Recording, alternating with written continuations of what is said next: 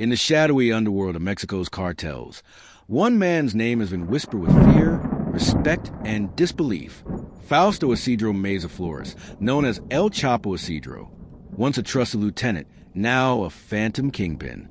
How did he manage to stay free while the world's most powerful law enforcement agencies close him? And could someone inside the system be helping him vanish into thin air? Born in the dusty heart of Sinaloa, a region infamous for birthing some of the world's most ruthless drug lords, Fausto Isidro Meza Flores was not destined for a quiet life. The son of humble beginnings, he grew up watching the narco trade transform ordinary men into local legends and corpses. The borderlands were not just a place. They were a game of survival, and Meza Flores, quiet and observant in his youth, learned quickly that survival demanded not strength but strategy. Fausto Isidro Meza Flores, also known as El Chapo Isidro, is a Mexican drug lord and the alleged leader of the Meza Flores Transnational Criminal Organization, TCO, also known as the Los Mazatlecos or Guasave Cartel. He was added to the FBI's 10 Most Wanted Fugitives list on February 4th, 2025. He began as a small-time trafficker in Guasave, working under the shadow of more powerful cartels. When the Beltran-Leyva organization fractured from the mighty Sinaloa cartel, El Chapo Isidro saw his opportunity, aligning with the Beltran-Leyva brothers. He built his reputation as a man who could outthink and outfight anyone. He rose quickly, commanding his own faction, Los Mazatlecos, later known as the Meza Flores Transnational Criminal Organization. He wasn't loud like some of his counterparts. He didn't flash gold chains or appear in narco ballads. He operated from the shadows, crafting a network that spread from Mexico's Pacific coast to the United States, trafficking cocaine, methamphetamine, heroin, and marijuana across international lines. His control over the Guasave region made him a ghostly power broker, feared by rivals and respected by allies. But as others fell, Joaquin El Chapo Guzman captured, El Mayo Zambada cornered, the Beltran-Leyvas dismantled, Fausto Isidro Meza Flores remained a phantom. And now, in 2025, after decades of violence and billions in profit, the FBI has named him among the 10 most wanted fugitives, offering up to $5 million for information leading to his arrest and conviction. Yet, the question lingers, how has this man avoided capture for so long? Over the years, there have been whispers of deep corruption, both in Mexico and beyond. Law enforcement sources suggest that operations to capture him were thwarted from within, that someone tipped him off. Agents recall getting within striking distance, only for El Chapo Isidro to vanish mere hours before their arrival. His information network, they say, runs as deep as his drug routes. One former investigator described it like this: "You think you're hunting him, but he's already read your playbook." He's reportedly survived multiple assassination attempts in cartel wars, maintaining control over drug corridors through alliances, bribes, and brutal enforcement. Local rumors claim he built schools and churches in his hometown, not out of kindness, but as part of an old narco tactic, winning loyalty through fear wrapped in generosity. So why now? Why has the FBI renewed its focus on Meza Flores after years of relative silence? Officials say the Meza Flores organization has become one of the largest suppliers of methamphetamine to the United States. Its reach, according to federal prosecutors, stretches across California, Arizona, Illinois, and Texas, and involves sophisticated money laundering operations that funnel profits through shell companies and corrupt banking networks.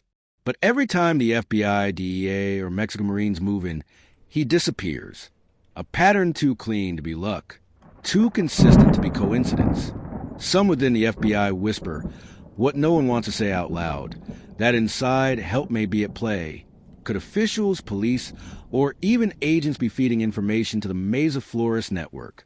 Could millions in cartel bribes be corrupting the very institutions meant to stop them? The evidence isn't clear, but the pattern is undeniable. Arrest warrants delayed. Raids called off at the last minute. High-value informants mysteriously killed before they could testify. Each time, the same outcome: El Chapo Isidro walks free. Meanwhile, the FBI continues to press forward. In a rare move, the Bureau released updated intelligence on his appearance, known aliases, and criminal profile. They've intensified international cooperation, reaching out to Interpol and law enforcement agencies across Latin America and Europe. Behind closed doors, investigators describe him as a high-priority target with ghost-like adaptability. But adaptability alone doesn't explain a decade of freedom. For that, you need influence. Some cartel watchers suggest Meza Flores may have learned from the fall of El Chapo Guzman, keeping his circle smaller, his movements quieter, and his digital footprint nearly non-existent. He rarely uses phones, communicates through couriers, and changes vehicles weekly. In some reports, he's even said to move disguised as a migrant farmer or fisherman in Sinaloa's coastal towns. His followers refer to him as El Señor Invisible, the Invisible Man. Now, the FBI's $5 million reward stands as both bait and challenge. It's not just about money. It's about trust and betrayal. In the world of cartels, $5 million can buy information, but it can also buy silence. Could this reward finally lead to his downfall, or will it ignite a new chain of violence? As those closest to him begin to suspect each other of betrayal? For decades, Fausto Isidro Meza Flores has thrived in a game where everyone eventually loses. But as the FBI intensifies its hunt, the stakes have never been higher, not just for him, but for everyone around him. Reports continue to surface of raids mysteriously aborted, intel leaks mere hours before missions, and local officials suddenly reassigned. Some investigators believe these are signs of deep infiltration. Others think Meza Flores' survival is psychological, that fear alone keeps people from turning him in, whether he's still hiding in the rugged mountains of Sinaloa, protected by his loyal gunmen, or living under a false identity abroad. One thing is certain. His legend grows every day he remains free. Fausto Isidro Meza Flores isn't just a fugitive.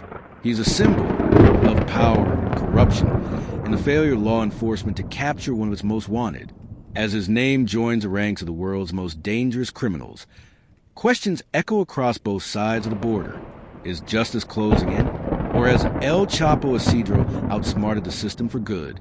Some say he's hiding in the mountains. Others whisper he's already escaped Mexico, living in luxury under a new name. And a few insiders dare to suggest something darker, that he doesn't need to hide at all, that his protection comes not from loyalty, but from leverage.